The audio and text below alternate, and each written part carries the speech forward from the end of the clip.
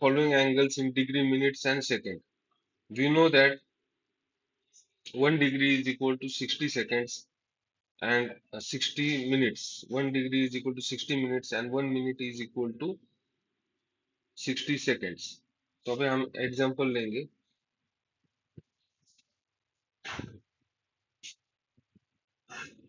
183.7 degrees. तो ये क्या करेंगे हम, ये लिखेंगे 183 डिग्रीज प्लस 0.7 डिग्री।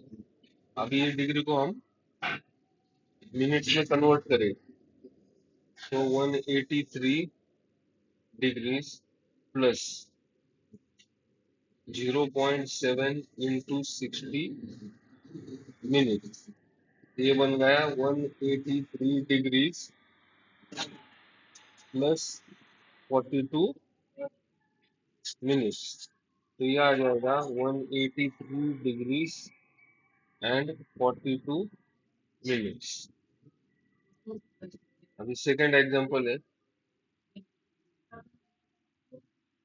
245.33 डिग्रीज। तो ये बन जाएगा 245 डिग्री प्लस 0.33 डिग्री।